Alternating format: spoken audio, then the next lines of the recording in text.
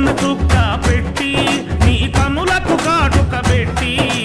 బుగ్గన చుక్క పెట్టి నీ కనులకు కాటుక పెట్టి నా మనసును మాలగ చేసి